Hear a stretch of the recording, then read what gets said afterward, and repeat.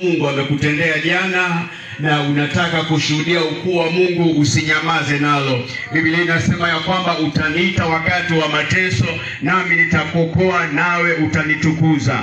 Baada ya kutolewa katika mateso, unabaki na wajibu mmoja wa kutonyamaza bali kumtukuza Bwana.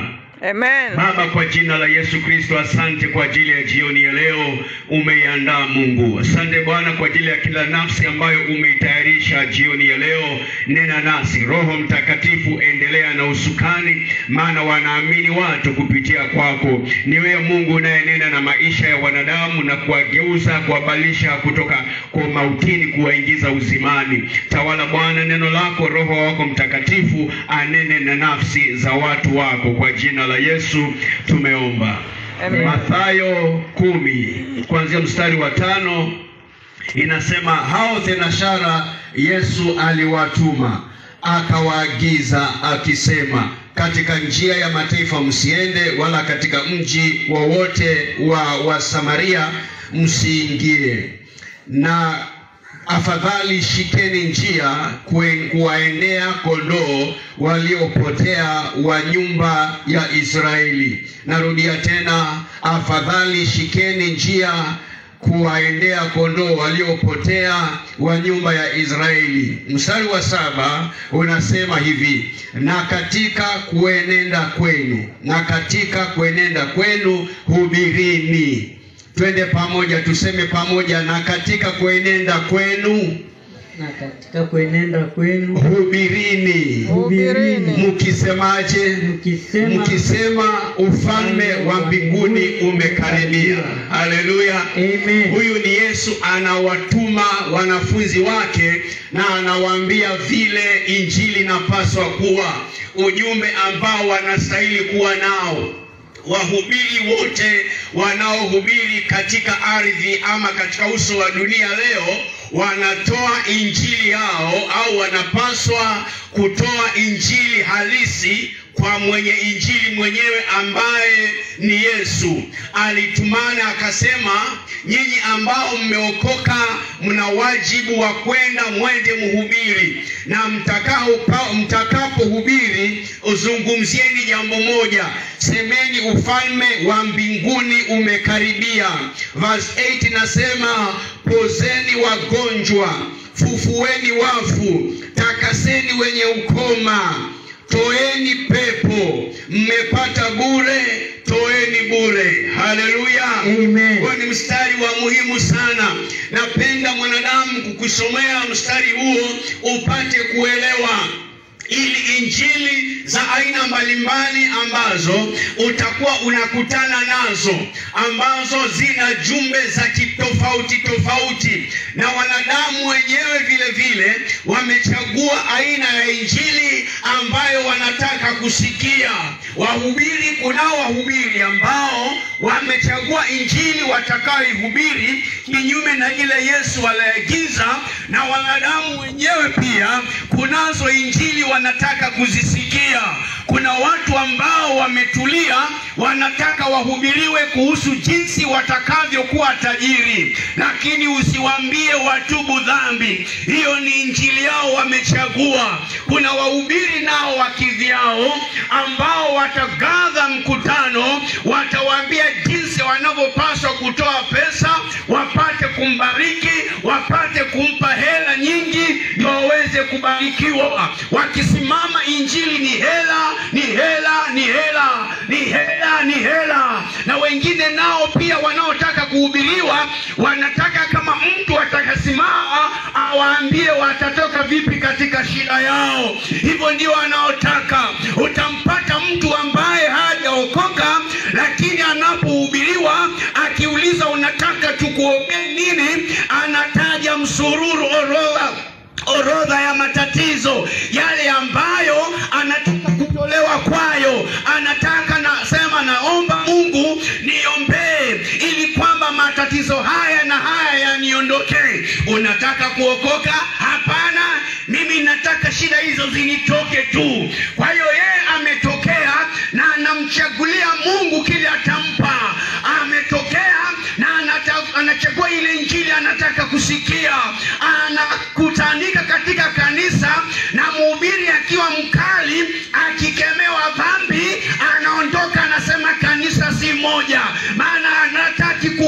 kwenye dhambi. Biblia inasema anapotuma wahubiri, anawaambia na cha kuhubiri.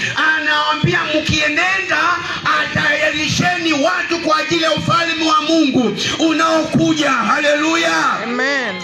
Ujumbe wangu jioni ya leo haupasi kwenda kando na hiyo. Nimeambiwa nikienda nihubiri, niambie watu ufalme wa Mungu umekaribia. Ina maana gani kama ufalme wa Mungu umekaribia, wa mbinguni umekaribia? Ni kwamba ujiandae. Inaposema ufalme wa mbinguni umekaribia, elewa ufalme wa mbinguni ni ufalme wa aina gani? Mbinguni kunakaa watu wa aina gani? Mbinguni pakoje? Mbinguni ni patakatifu. Mwenye mbingu ni mtakatifu. Anapoongea juu ufalme wake, anaongea juu ya jinsi ambavyo unapaswa kuwa tayari kuenda ufalme wa aina hiyo, kwa sababu ni mtakatifu. Amekupa na njia, anakuambia wewe mwanadamu, unavyoishi hivi ufalme wa mbinguni umekaribia na ni mtakatifu. Imekupasa kuingia, na kama utaingia inakupasa kujiandaa. Unatakiwa uingie pale, unajiuliza niingieje? Ndipo sasa ninakueleza. Yesu akajibu hilo akasema, Baba yangu ana ufalme, ana makao, ana mbingu, na mimi ndio njia ya kuelekea huko. Mwanadamu yote ambaye anapenda maisha yake, ambaye hataki kuishia kaburini, ambaye hataki kuishia kuzimu, ambaye angependa kuishi milele, Mungu anasema karibu. Mimi ni mtakatifu, ninataka binadamu waje huku. Jambo atakalolifanya ni wawe mtakatifu kama mimi nilivyo, na njia ya kuwa mtakatifu kama nilivyo sio taratibu za kanisa ya kwetu, sio taratibu za kanisa ya kwenu, sio uaminifu wa kanisa, sio sadaka nono, sio kuimba vizuri. Ni kuitambua gharama ya damu ya Yesu msalabani, na kusema siwezi kujiokoa Bwana Yesu.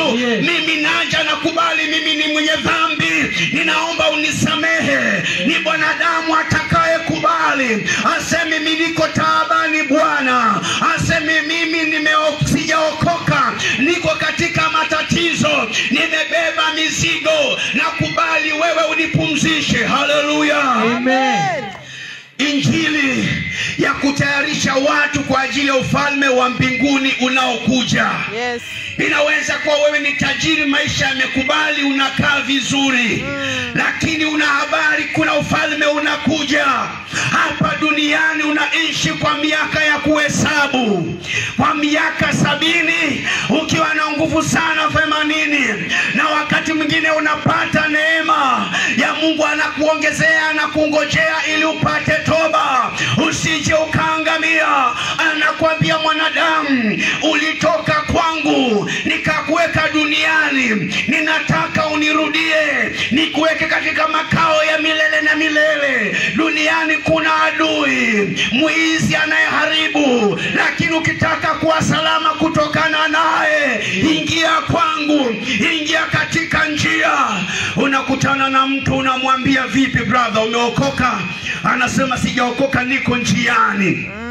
Lakini Yesu anasema mimi ndimi njia, ukweli na uzima. Sasa unapokaa njiani, sijui unakaa njia gani? Lazima ujiulize njia hiyo ni ipi, maana katika Biblia zimetajwa mbili, moja pana na nyingine nyembamba. Haujakosea ukisema niko njiani. Ni kweli brother, uko njiani, lakini tatizo la njia ile ulio haikupeleki uzimani.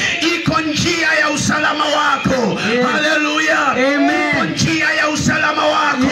Msikize Yesu upate kuishi. Anasema kule kwa Baba ni kwa kuendwa. Mtu atauza mbingu ni ya kuendwa. Mtu atauza mbingu ni ya kuendwa. Iko mbingu ya kuendwa. Haleluya. Anasema iko mbingu ya kuendwa. Usidhani maisha ni mwisho kaburini. Haitoshi kupigiwa saluti ukiwa kwa ndani ya jeneza. Haitoshi kupambwa na maua ukiwa umekufa. Haitoshi kuzikwa na jeneza za gharama. Haitoshi kuteremshwa taratibu ndani ya kaburi. Kupata kibali ni kumkubali Yesu. Haleluya. Amen. Kusaidii kupigiwa dua ukiwa umekufa. Fanya uamuzi ukiwa hai. Patana na Mungu ukiwa hai. Maana wakati huo ukishazima hakuna nafasi ya kutubu tena. Kijana nisikie, yaponye maisha yako kwa Yesu. Mama nisikie, yaponye maisha yako kwa Yesu. Askari nisikie, usalama wako uko kwa Yesu. Haleluya. Haleluya. Meneja nisikie, usalama wako uko kwenye cheo chako. Mkubali Yesu upate kupona. Raisi nisikie, usalama wako uko ndani ya Yesu Kristo. Waziri unanitazama, mpokee Yesu upate uzima wa milele. Gavana unanisikia, usalama wako uko ndani ya Yesu Kristo.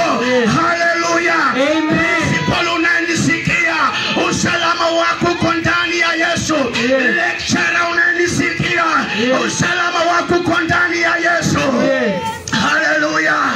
Haleluya. Si unavyoishi katika dunia hii, lakini iko mbingu ya kuendwa. Iko mbingu ya kuendwa.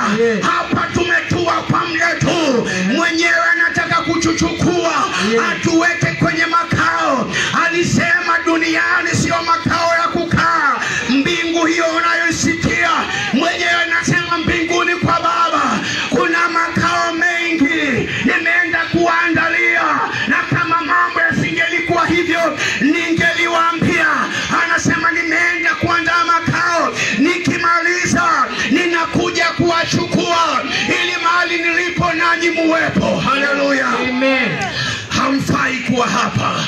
Hufai kuwa hapa. Mzee hufai kuwa hapa. Unafaa kuchukuliwa kupelekwa kwenye makao.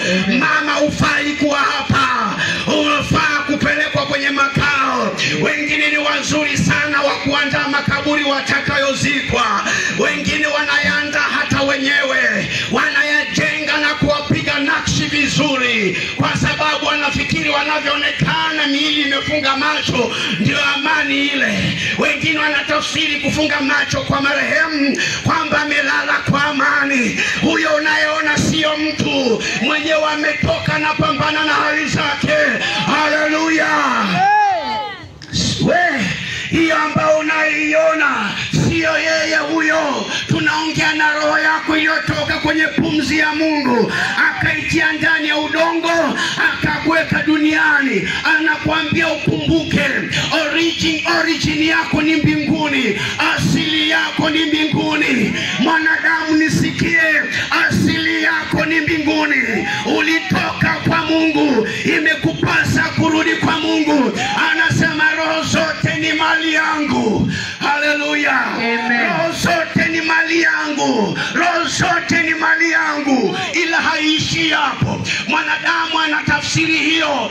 Anasema Mungu anasema roho zote ni mali yangu. Na wanakaa wanasema sisi si watu wa Mungu. Mungu hawezi kutuingiza kwenye jehanamu ya moto. Hawezi. Mungu akiwa na upendo anasema ni kweli kila mmoja anatoka kwenye pumzi yangu. Nikamweka kwenye udongo, nikamweka duniani aishi kwa muda. Ni kweli roho ile ni mali yangu, lakini anasema roho ile itendayo dhambi kufa itakufa.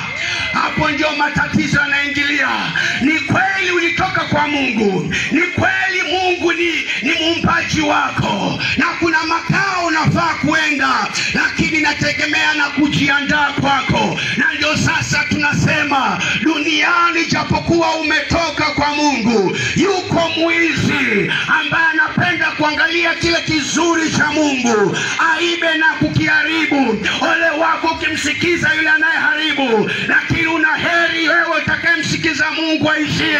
Jioni ya leo wewe ukiwa na nafasi, ukiwa hai, una uwezo wa kubadilisha maisha yako. Wakati ni sasa. Haleluya. Amen.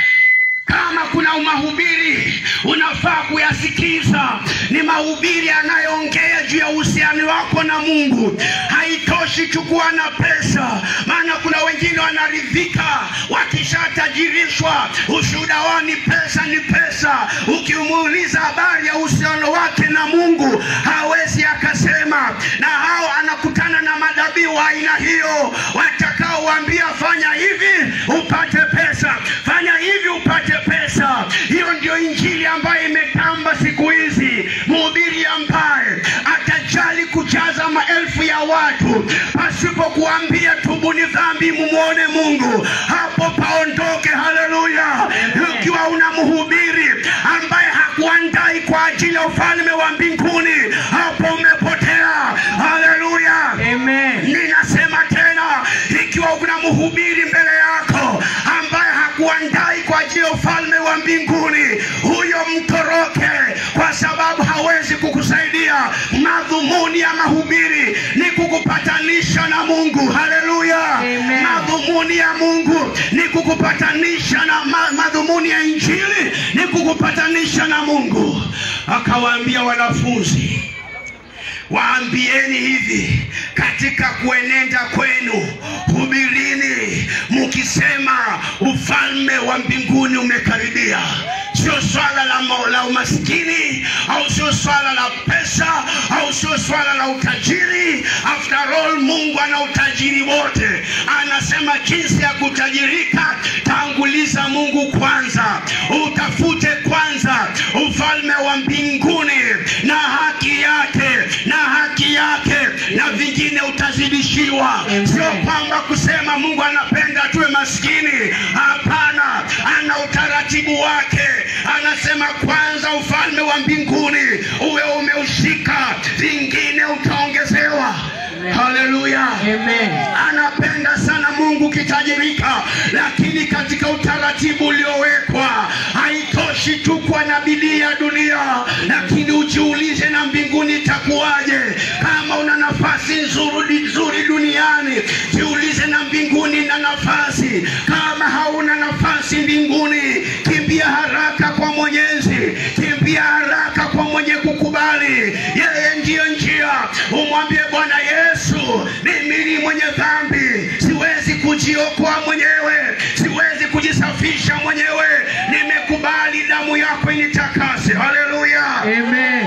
Wokovu rafiki yangu ni rahisi tu, ni kujisalimisha kwa Mungu. Maana yeye ndiyo njia, yeye ndiyo anayeondoa mizigo. Huwezi kujisaidia mwenyewe. Kama unaweza kujiondelea mizigo, Yesu angesema nendeni mtafute mahali mteka mizigo halafu mje. Lakini yeye anasema, yeye anaongea na kusema anajua ya kwamba mizigo huwezi iondoa. Mwanadamu huwezani na dhambi, mwanadamu huwezani na shetani. Mwanadamu ukiwa plain hauwezani na mapepo.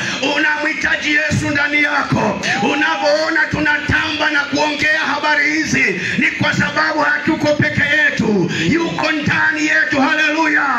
Unavyoona tunafyeka mashetani bila kujali, ni kwa sababu haturokeki na hatutishiki. Maana aliye ndani yetu ni mkuu kuliko aliye duniani. Haleluya.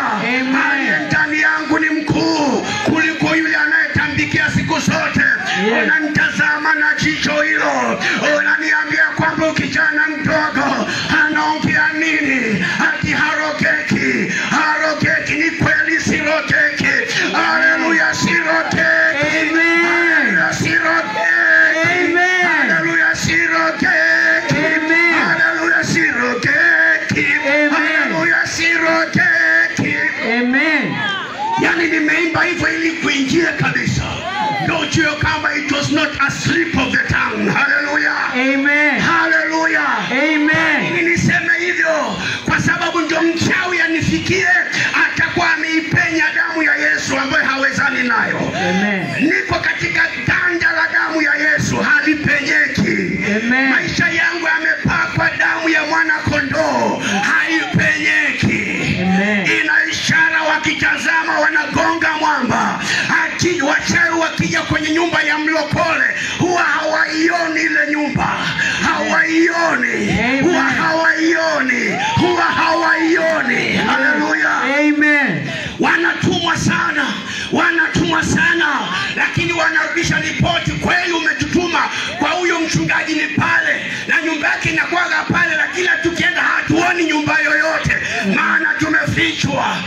Yes. Na wakipata kupendelewa zaidi, wanakutana na watu warefu wenye upanga unaozunguka. Biblia inasema malaika wa Bwana wanaweka kituo, wanazingira watoto wa Bwana. Raha si raha. Haleluya. Amen. Alafu wewe unachanjwa hapo na kupakwa mavitu vya ajabu, ndio kinga ile. Unahangaishwa, mashetani anakuhangaisha usiku kucha. Unazaliwa tu unachorwa maajabu. Katoto kadogo kanazaliwa kanachorwa vituko. Unamuuliza nini maana hii? Namwepusha na ndege asiangalie na macho mabaya. Unafikiri kuchora ndio kuepusha kama kuna macho mabaya? Silaha zote zinakonga mwamba zikifika kwa Yesu. Mkubali Yesu. Haleluya. Watoto wetu tunawazaa, tunawadedicate kwa Yesu, wanafunikwa kwa damu ya Yesu. Shetani anawawinda, anagonga mwamba, anakuta damu ya mwana kondoo iko katika mimo ya milango ya maisha yao. Amen. Haleluya. Amen. Yuko afisa moja wa gereza, mlinda gereza moja katika kitabu cha Matendo ya Mitume, walimofungwa Paulo na Sila, wameomba na kuimba pale, gereza likafunguka, wakataka kutwaka, milango ikafunguka yenyewe, chains ikaanguka, nyororo zote wakawa huru. Na yule mlinda gereza kaangalia milango iko wazi, akataka kujua, akasema ikitokea hivi sina usalama mwingine, ni kuangamizwa, nitaangamizwa. Paulo na Sila wakamwangalia, sema hapana, usijidhuru, tuko hapa sote. Akashusha pumzi. Haleluya. Amen. Akashusha pumzi. Maana kwenye operesheni ya Mungu kuna usalama na uzima. Amen. Pale ni operesheni ya Mungu, haina ila wala haina shari na heri. Haleluya. Kwenye uwepo wa Mungu kuna heri, hakuna shari. Kwa hiyo ni kweli magereza yalifunguka yenyewe, ni kweli nyororo zilikuwa zimeanguka, lakini waliokuwa wamefungwa hawajaenda mahali. Usijidhuru kwa sababu tupo sote. Hata kama utaulizwa, utasema kweli magereza yalifunguka, lakini wafungwa hawajatoroka. Amen. Alipoona vile akasema, hii sijawahi kuona, kwa jinsi ambavyo tumefunga na kufuli tulizotumia na nyororo tulizotumia, na sikumbuki kama jana tulisahau kufunga. Kwa kweli tulifunga sawa sawa, lakini vipi wenyewe wanakaa hawajafungwa, miguu yao haijafungwa, mikono yao haijafungwa, milango wa kwanza wa pili, milango ya chuma iko wazi na funguo ninazo mimi. Akaangalia akamwambia, Bwana zangu, nifanyeje nipate kuokoka? Haleluya. Amen. Inapendeza hiyo. Yani mfungwa gereza alijua hii inafanyika na waokovu tu. Bwana asifiwe. Amen. Anasema, nifanyeje Bwana zangu nipate kuokoka? Kwa sababu hili nimeliona, nimelinda gereza miaka mingi, haya sijawahi kuona. Kama ni wafungwa kutoroka, wanapanda na kuvunja kwa shida, lakini hivi ninavyoona vitu vimeanguka kiulaini, na vikianguka wafungwa ukimbia, lakini ajabu mko ndani mmetulia. Hapana, huu ni uokovu. Haleluya. Huu ni uokovu. Huu ni uokovu. Huu ni uokovu Bwana. Huu ni uokovu. Haleluya. Kuna tofauti ya uokovu na dini yako. Kuna tofauti ya uokovu na dini yangu. Dini utaratibu uliowekwa na binadamu kumwendea Mungu, lakini uokovu ni mwanadamu anayekubali njia kutoka mbinguni na kupatana na Mungu. Wako ambao wameridhika na taratibu zilizotungwa na dhehebu, zimetungwa. Akaambia kwamba wewe bora uwe unatoa kwa uaminifu. Watu wakiambia washone, uko ndani. Tukiambia tutoe kwa ile na ile, uko ndani. Ukipitishwa katika taratibu zinginezo, ubatizo na kila kitu, bora una jina la Kikristo, wewe ni Mkristo tayari. Lakini nataka kukuambia hakuna majina ya Kikristo. Haleluya. Hakuna majina ya Kikristo. Hakuna. Jina la kizungu sio la Kikristo. Yani wewe unaitwa Mwambago Mwakilemba, Alafu unasema sasa nataka kwenda kubatizwa, umeandika jina lako lizuri mikiponketot kwenye karatasi, unampelekea kiongozi wa dini, nataka unibatize, uniite McDonald. Sasa ukiitwa McDonald, basi unanyanyuliwa pale, unabandikwa jina, wewe ni Mkristo halisi. Wewe ni Mkristo ndio. Hata mimi sinaitwa McDonald. Yaani hiyo ndio kujitetea kwake. Kunao wanaona kwamba ili uwe Mkristo anakuza jina la Kikristo ni gani. Kuna mahali Yesu alipeana majina. Itwa Mwakulomba, itwa Mwambao, itwa Mwavigoba. Mkubali Yesu. Jina hilo la Mwavigoba lingoje utaitwa pale. Amen. Itaingia kwenye kitabu cha uzima. Amen. Hallelujah. Amen. Naitwa Wilson kweli mimi. Ni jina la kizungu. Ni jina tu. Lakini ni Ukristo. Hallelujah. Amen. Itwa la kizungu. Itwa la Kiebrania Joshua, Moses na yale mengine. Itwa Enoch. Itwa yale mengine magumu kama Mefiboshethi. Itwa magumu yote ya Kiebrania. Lakini sio jina linalokupa Ukristo. Hallelujah. Amen. Njia ya pekee ni umkubali Yesu. Sijasimama hapa niweze kusema ni dini gani inapendeza, wala sikutajii yangu. Ninakuambia mkubali Yesu ndio njia ya pekee. Amen. Na ukimpata Yesu anasema jifunzeni kwangu. Ukianza kujifunza kwa Yesu anakusaidia kuweza kujua ni wapi panafundishwa sawa na ni wapi hapafundishi sawa sawa. Hallelujah. Amen. Kwanza uzima ndani yako, vingine vitafuata. Utafute kwanza ufalme wa mbinguni na mengine utazidishiwa. Unataka kuimba kwaya vizuri, utafute ufalme wa mbinguni, sasa imba. Unataka umtolee Mungu sadaka, shika ufalme wa mbinguni, okoka, sasa toa. Unataka kusaidia maskini, okoka, sasa wasaidie. Unataka kujenga makanisa, okoka, sasa yajenge. Unataka kufadhili kina mama wakienda kwa mikutano, okoka, wafadhili, maana itakusaidia. Hallelujah. Amen. Maana ukiyafanya hayo yote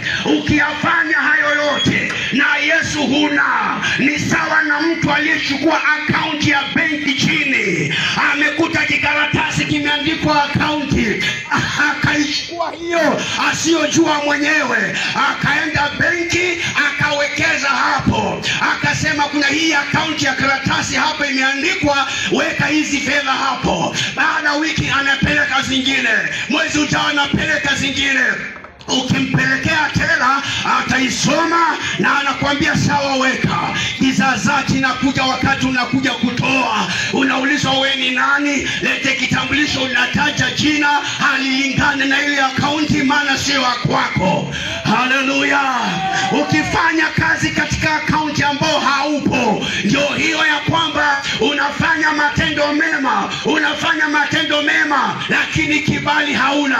Jisajili kwenye ufalme wa mbinguni, jina lako liwepo. Utakapowekeza, akaunti inasoma zimeingia kwenye akaunti ya Patrick Mwakibibi. Hallelujah.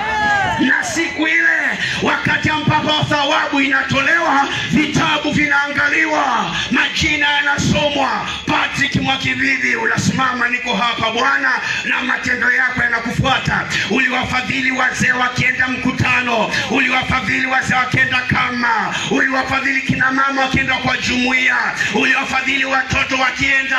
Sasa matendo yako yanafuatana na wewe. Hallelujah. Amen. Matendo mema yana thawabu baada ya kupata ufalme wa mbinguni. Amen. Nasema ufalme wa mbinguni imekaribia.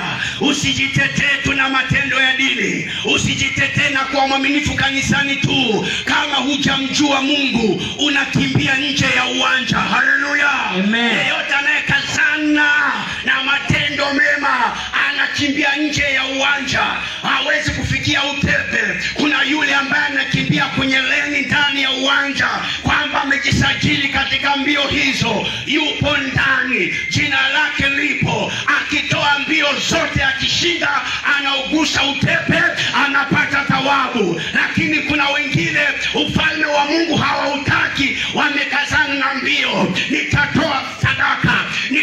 nitatolea masikini, nitasaidia watu. Utaokoka? Hapana, mimi ni mtenda mema. Na kazana kabisa, usinione hivi, usiniambia habari ya kuokoka. Kwanza hata mimi ninaambia kushinda wokovu, wengine wako hapo ndani. Ndio, kimbia mbio ufike mbele, lakini hakuna utepe. Haleluya. Amen.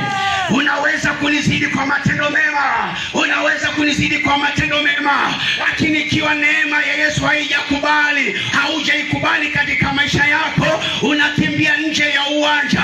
Unaweza kufika wa kwanza, lakini nje ya uwanja, na yule anayekuja baadaye, yeye ndo ameifuata njia, akapata utepe, akapata thawabu. Haleluya. Ufalme wa Mungu kwanza. Nasema ufalme wa Mungu kwanza. Utafuteni kwanza nini? Ufalme wa mbinguni. Tafuteni kwanza nini? Ufalme wa mbinguni. Yesu akasema, nendeni mkihubiri, waambieni nini? Ufalme wa mbinguni umekaribia. Hallelujah. Amen. The gospel is all about the kingdom of God. Hallelujah. Amen. The gospel is about the kingdom of God. Hallelujah. Amen. It's all about the kingdom of God, my friend. Hallelujah. Amen. Kama unasikiza mahubiri ambayo hayakuongeleshi kwa ufalme wa Mungu, hausaidiki hapo. Hallelujah. Amen. Hiyo ndio watu wanataka kusikia.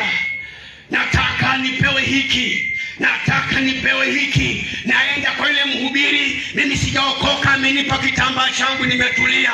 Sijaokoka, mimi nimepewa mchupa wangu wa mafuta, nimetulia. Sijaokoka tena. Uzuri wa yule mtu asumbuaji watu waokoke. Kambale akisimama pale, wangapi wanataka kuokoka watoke mbele. Mkubali Yesu, mkubali Yesu. Basi Kambale anafanya pale siku 4, kila kimaliza lazima aulize watu waokoke. Lakini mhubiri wa watu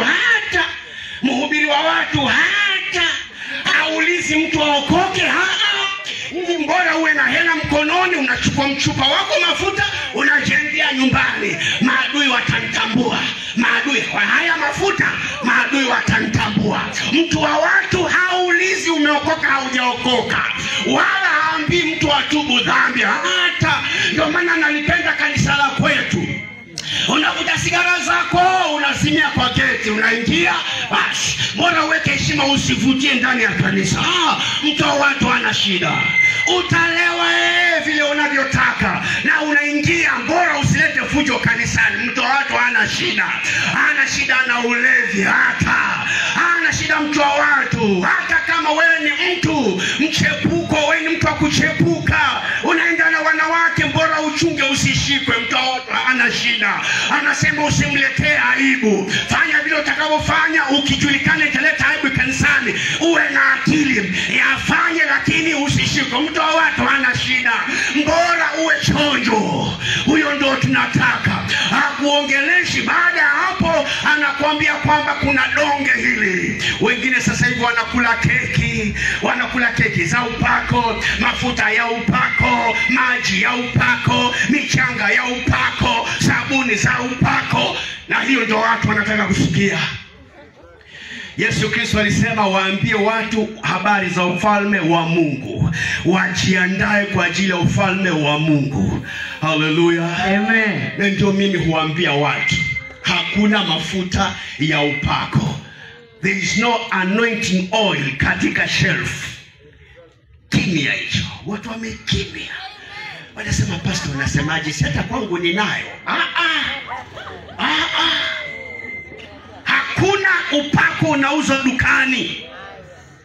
Mimi ni mhubiri na mchungaji, na hutumia mafuta katika sehemu inayostahili kuanoint watu. Lakini siendi dukani nikisema hebu nipe anointing oil ile pale ndio nichukue nikaanointi watu. Hapana. Anointing inatoka kwa Mungu. Unapata mafuta, unayaombea wewe kwa jina la Yesu, yanapata anointing. Kutoka hapo ni anointing oil. Sasa inafanya kazi.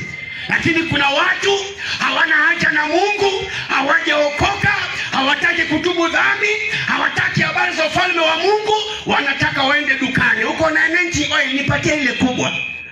Nipatie ile kubwa, chupa kubwa hiyo, ina anointing oil.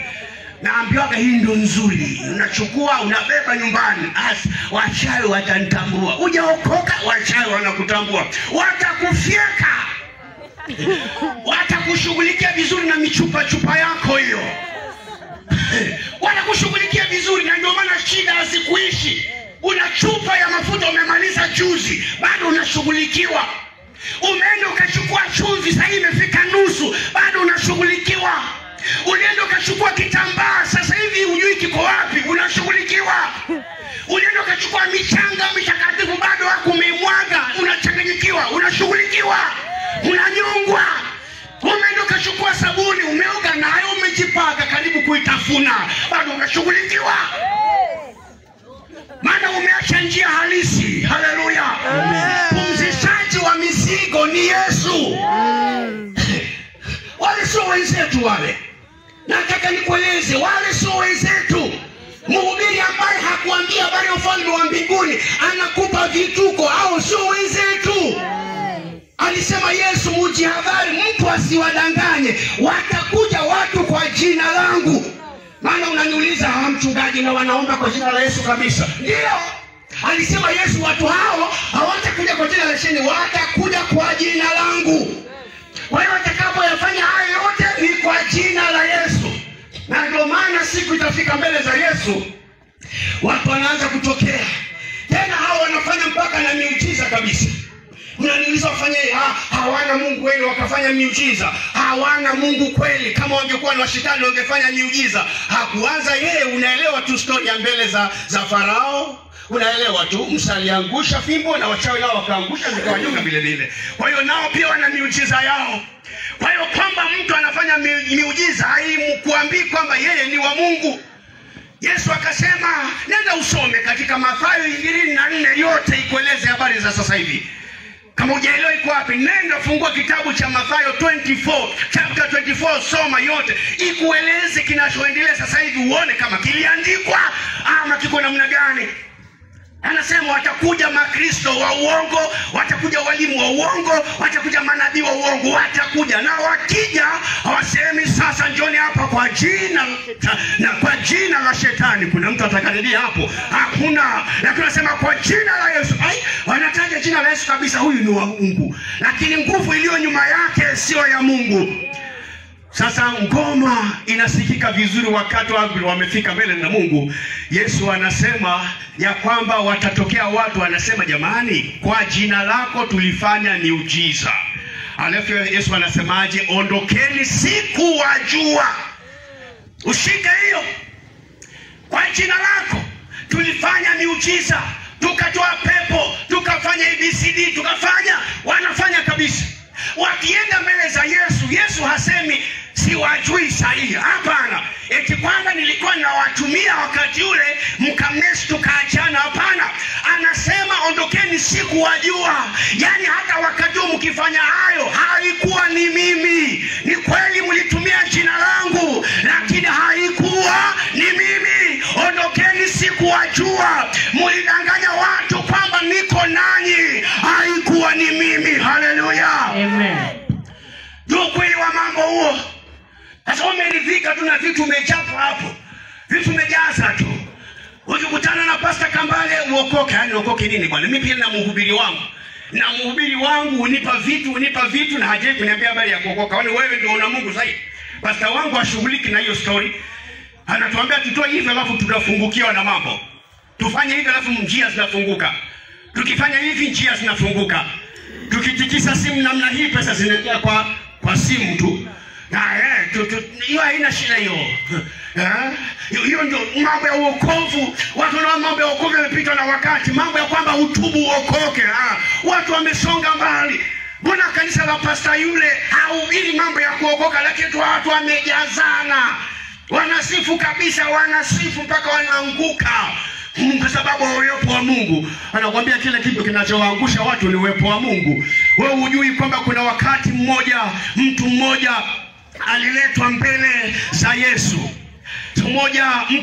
Mtoto mmoja aliyepagawa na mapepo alipelekewa wanafunzi wa Yesu. Baada ya wanafunzi kushindwa kumtoa, mtu yule akampeleka mtoto wake kwa Yesu Yesu akasema, nyinyi wenye imani ndogo, nitakaa na nyinyi hata lini? Nitachukuliana na nyinyi hata lini?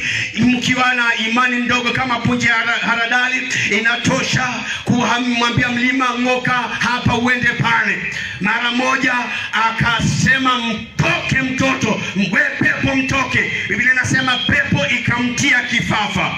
Ikamtia kifafa, akaanguka, akatoka mapovu, alafu pepo likamtoka. Sasa wewe unataka, kwa sababu huwa mnaanguka na kuvingirikiana na kutoa masauti za ajabu, basi huyo atakuwa Mungu. Angushweni sana, lakini kama hujajiandaa kwa mbingu umepotea. Haleluya. Amen. Sijamtaja mtu mimi, lakini nimekwambia kama unamhubiri ambaye hakuandai kwa ajili ya ufalme wa mbinguni, ameenda kando. Walitumwa na Yesu akaambia, ujumbe wenu ni habari za ufalme wa mbinguni na haki yake na baraka zake. Ni kweli kuna baraka, kuna utajiri kutoka kwa Mungu, kuna amani, vyote vinapatikana. Haishaimaanisha kwamba ukiokoka unakuwa maskini. Hapana. Abrahamu alikuwa rafiki wa Mungu, alikuwa na mifugo tele. Job alikuwa rafiki wa Mungu, alikuwa mtajiri tele. Sulemani alikuwa mtu wa Mungu.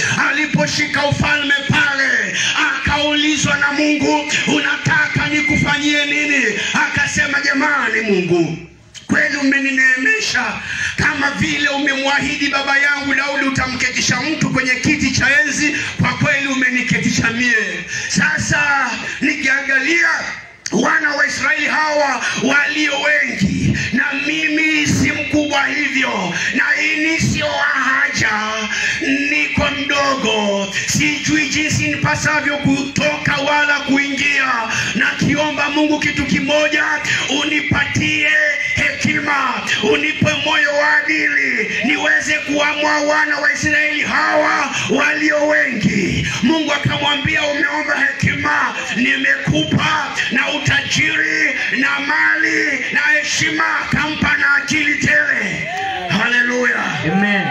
Unamkimbilia shetani tu na kutoa madhabihu ya ajabu, kwa sababu unaona kwenye Ukristo kuna uchochole, kuna mtu tajiri kuliko Mungu. Haleluya. Amen. Anasema, mimi ndimi ninatajirisha na tena naweza kukufukarisha, na kuinua naweza kushusha. Ndio maana ukileta kiburi anakuzima kama taa ya utambi na hauna usemi, lakini ukinyenyekea na kupandisha. Anasema, kila ajishushaye atakwezwa, na kila anayejikweza atafanywa nini? Atashushwa. Kwa sauti atafanywa nini? Atashushwa. Kwa hiyo anajua kushughulikia wenye kiburi, anajua kuwazima wasiomtambua, anajua kuwapiga wanaoleta matatizo. Ingia kwa Yesu tu itakutosha. Haleluya. Amen. Ingia kwa Yesu tu itakutosha. Unakuwa mwanadini tu peke yake, unatimiza masharti yote ya kanisani, alafu unaona kwamba Yesu humtaki. Unaona utajisaidia, unabebana na vitambaa, mafuta, masabuni, majani. Wengine wanaambiwa, chukua majani haya ya miti, hesabu, alafu uweke kwa wallet. Mtu mzima kabisa unachuma majani haya, unaweka kwenye pochi lako. Hata watoto sio wanakushaka, mami agama lembronegaki amkobeni. Mwambia mtoto kwamba ni pesa hizo, mwanangu, hizo ni pesa. Anakushinda, mama, ulichanganyikiwa lini? Mama, umekuwa mzuri tu juzi, umeanza kubebana na majani kwenye mikoba. Jamani mama, tumefikisha hapo. Mama, umefikia hapo. Yaani ile kanisa jamani ndio kushanganyikiwa hivi. Wakati mwingine tunamfanya Mungu kama mwehu, yani kama Mungu ni tahira vile. Yani tunamfanya Mungu kama yeye ni tahira kabisa. Na ndio maana huwa anasema, unapata kuna mwendazimu pale asiyejielewa sokoni, anaongea vitu havieleweki. Mtu amepagana na mapepo, anaongea vitu vya ajabu. Na mama, wewe na makabeji yako na matomato yako ndio unatulia kuombea. Aminama tu uko hapo unatulia. Mtu msema na akili, unafunga macho kweli, unaombewa na tahira. Ukiuliza, inaweza kuwa ni Yesu alikuja kwa jinsi hii. Unajua kuna mtu mmoja Yesu alimwahidi atakuja, akaja watu wa smart, lakini akaja mtu wa matambara akamzuia. Labda huyu mwendo wazimu ndo anaweza kuwa ni Yesu. Wacha nifunge macho aniombee. Hata kumiminia mapepo hapo utakaa tu ovyo ovyo. Haleluya. Mtu unaombewa na msukule na wewe unakubali. Maana watu wako ambao walichukuliwa zamani ukaachiwa kopo tu. Wewe una habari, umemzaa mwanao vizuri, yuko sawa, amesoma, yuko vizuri tu, lakini anakuja ananyofolewa, unawekewa jini, unabaki nalo hapo. Ghafla hakujui, ghafla hakutambui, ghafla havai nguo, ghafla anatembea uchi, na mtoto wa nini? Ni kwa sababu yule mwenye akili timamu alitolewa, ukaachiwa kopo. Haleluya. Amen. Alafu ndo anatembea na lugha za kimashetani. Mashetani anakuja sokoni, anataka kukuombea, na wewe bwana ukaso mzima. Nyameni bekekana mtu wa mlungu lombe, unatulia hapo. Unaombewa na lugha za misukule, unatulia hapo kwa sababu akili zimevurugika. Ndio maana Biblia inakwambia hata mtakuwa wajinga. Ni nani aliyewaloga binadamu? Mnaiacha nuru, mnakimbilia giza. Haleluya. Amen. Aliyekwambia huyo ni Yohana nani? Eti Yohana hakuvaa smati, alivaa nguo sijui ya manyoya na kala vitu vya porini. Amekwambia ni Yohana huyo, misukule ndio imekuwa Yohana. Haleluya. Amen. Hivi neno la Mungu kwani halina uadili? Likusaidie tu, si ulikubali tu ukae sawa. Haleluya. Amen. Tunamnyang'anya watoto mkiona tu kwa sababu ya shughuli za wale ndugu zako ambao wamejitoa kwa uchawi. Na nikwambia kwamba tumpokee Yesu, tuwapige wachawi, wewe ndio umekazana nao. Haleluya. Wameiba watoto wengi, wewe ujiulizi yule jamaa nani? Mbona yule? Nimekutana na mtu kabisa anabebana na makaratasi, mtu mwenda azimu, anakuja kwa gari langu, ananiambia mpe gari nijaribu. Mwenda wazimu, yani mchafu vile vile. Alafu yuko mbele ya duka namna hii, mwenye duka ananiambia huyu jamaa dereva kabisa huyo. Yuko hapo. Na kweli katika makaratasi yake machafu anatoa driving license, na iangalia kabisa picha yake. Ni yeye, lakini alisolewa kitabu. Nimebaki kopo linatembea. Na hiyo ndio inatokea tu. Wewe unashangaa mtu mzima amekuwa vizuri, kijana wako msomi yuko sawa.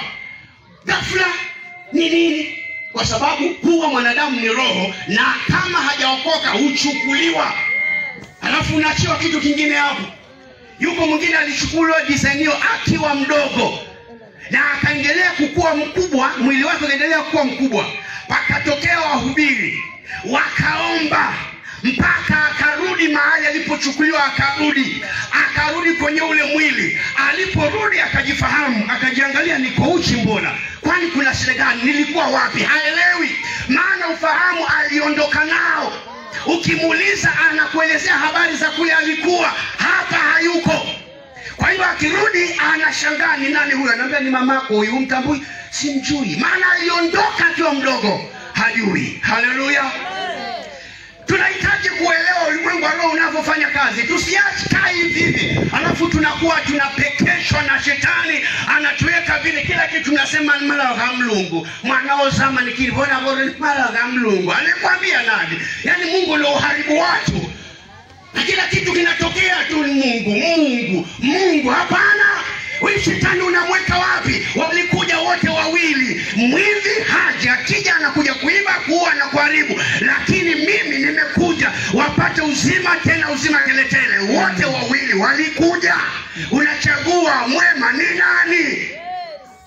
Alafu yanatendeka mabaya, yule jamaa tunamrudikia Mungu. Ni mambo ya Mungu haya. Ni mambo ya Mungu. Mnasika vitu vieleweki, ni mambo ya Mungu haya. Haleluya. Amen. Jamani, tuambiane mambo haya. Tumshikeni Yesu. Wachawi wametatiza, wameharibu boma, wameharibu watoto wa wenyewe, wameharibu mashamba ya wenyewe. Anapita anatamka hii, anapita tu kwenye shamba anasema usipatikane kitu hapa. Na kwa sababu ile shamba haina kinga, linaanguka lile neno pale, na ndio hivyo.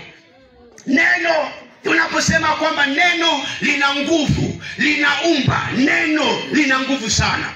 Likitoka kwa Mungu lina nguvu, likitoka kwa shetani lina nguvu, linaumba. Likitoka kwa shetani linaumba uharibifu, likitoka kwa Mungu linaumba wema. Neno hili. Haleluya.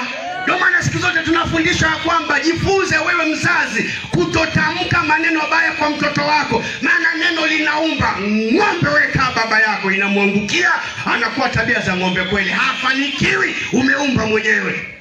Na ndio maana ukienda kwa mganga, umeenda kusema pale nataka fulani afe ama asifanikiwe, unaambiwa wewe ashika wangwana, haya ongea wewe, zungumza nao ili utoe neno mwenyewe. Likitoka mapepo anachukua, ndio anafanyisha kazi. Kwa hiyo sasa tukiokoka, tunaanza kunenea tausa na kuharibu utawala wa giza na kuweka tausa sawa sawa. Haleluya. Amen. Nasema tuokoke ili tuweze kuwapinga wachawi, wapigwe wasipigwe. Haleluya. Wapigwe wasipigwe.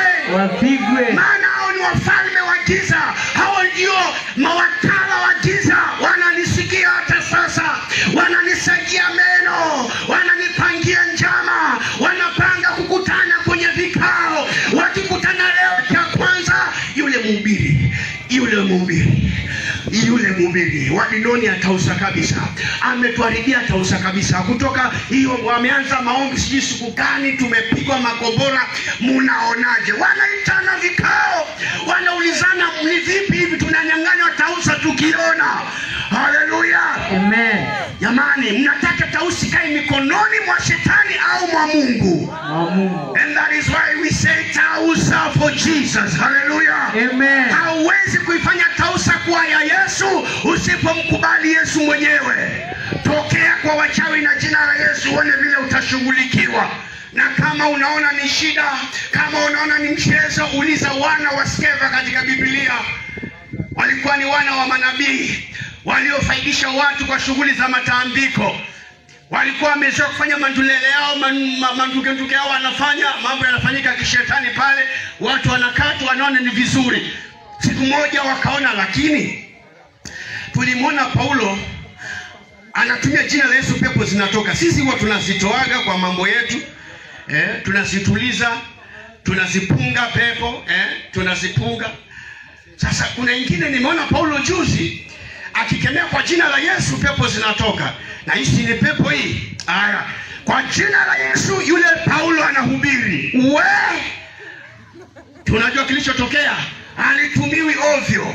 Wakamwambia, Yesu tunamjua, Paulo tunamjua, nyinyi ni nani? Haleluya.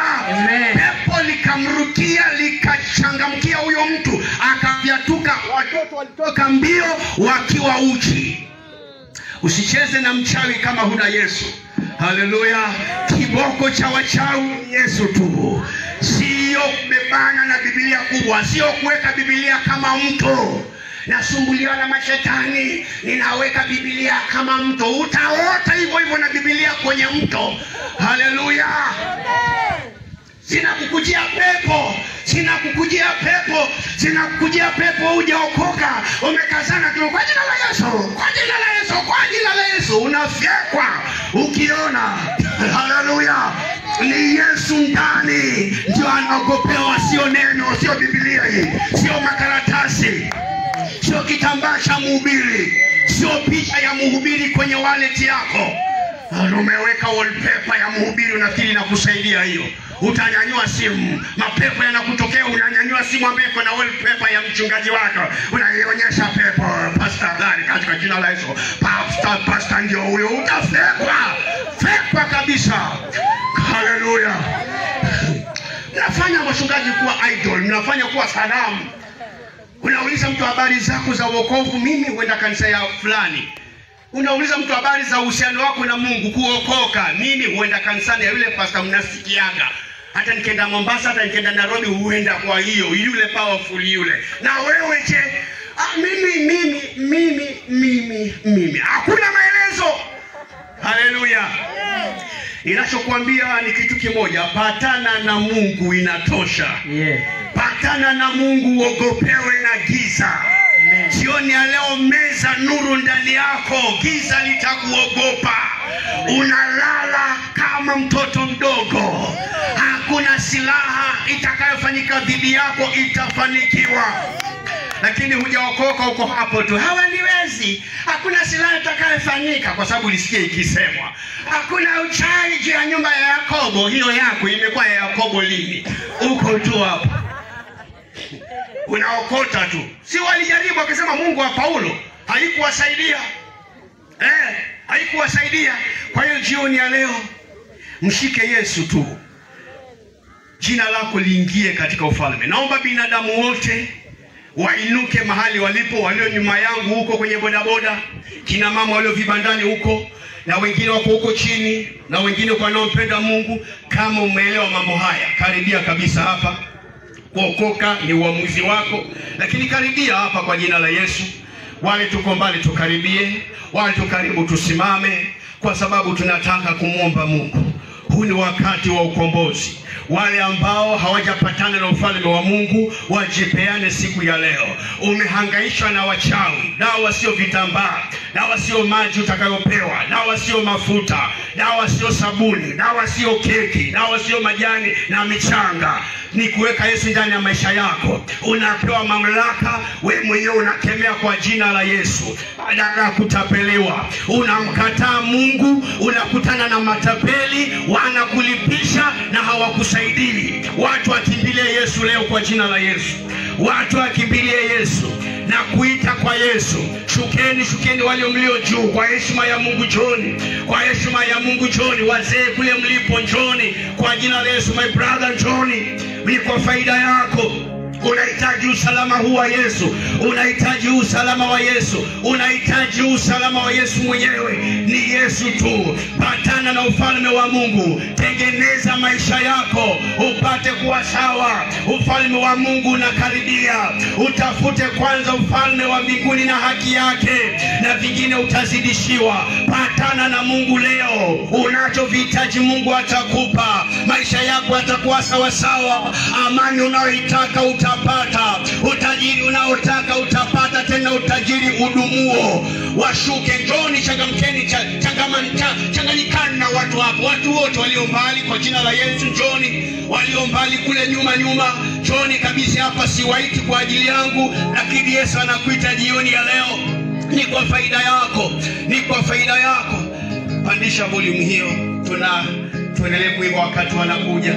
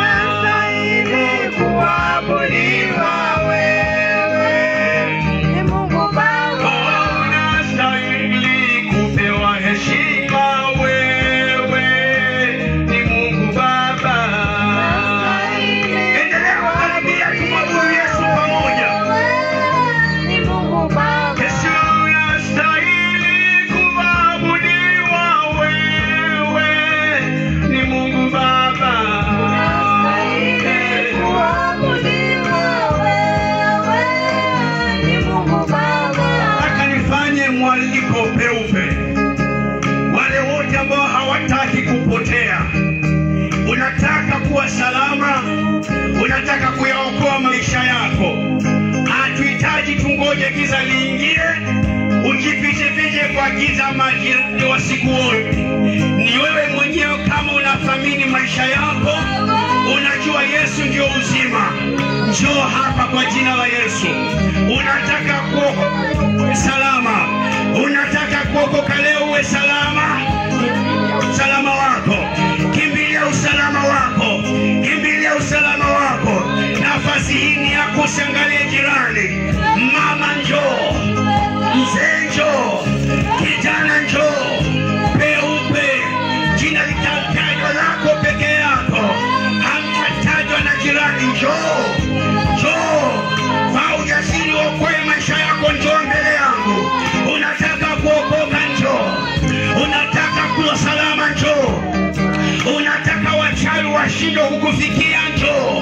Sikupi majani ukawarushie, njoo uokoke. Sikupi mafuta ukarushe kama mchawi, njoo Njoo uokoke, sikupimaji ukarushe kama mchawi.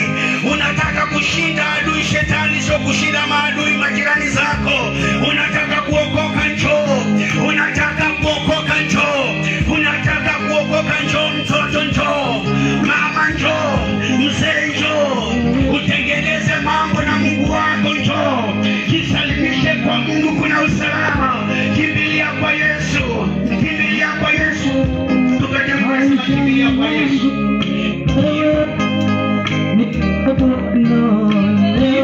Katika wimbo unasema kimbilia kwa Yesu. Taratibu tu, ili watu wakimbilie. Kimbilia kwake Yesu, kimbilia utapona. Kimbilia kwake Yesu, kimbilia brother, utapona. Kimbilia kwake Yesu, kimbilia kwa Yesu. Kimbilia, mtoto kimbilia. Kimbilia Yesu, kwa faida yako utapona. Walio wagonjwa, walio na matatizo, wanataka Mungu afungue. Njoo nafasini yako kwa jina la Yesu. Unataka tuombe nawe, njoo Yesu atakutana nawe. Njoo kwa jina la Yesu. Njoo kwa jina la Yesu. Njoo kwa jina la Yesu. Njoo kwa jina la Yesu. Utapona. Utapona. Utapona. Kwa jina la Yesu. Ninaomba na wagonjwa. Ninaomba na wanaosumbuliwa. Ninaomba na waliofungwa. Ninaomba na walio na matatizo. Ninaomba walio na shida. Yesu alikuja kwa ajili ya hiyo.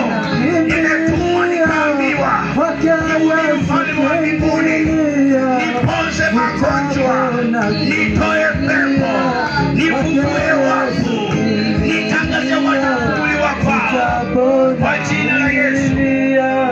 Kwake Yesu kimbilia utapona. Kimbilia kwake Yesu, kimbilia utapona.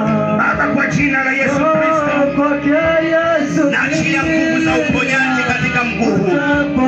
Wewe maumivu katika kisigino hiki kuanzia sasa, katika jina la Yesu utoka.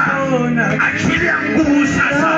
Kwake Yesu kimbilia uponyaji. Achilia moto. Kwake Yesu kimbilia kuanzia sasa utapona. Uwe mzima kwa jina la Yesu. Pokea uzima, pokea salama. Hakuna maumivu tena kwa jina la Yesu. Kwa jina la Yesu, kwa damu ya mwanakondoo, pokea uzima. Ima moja, hakuna maumivu tena.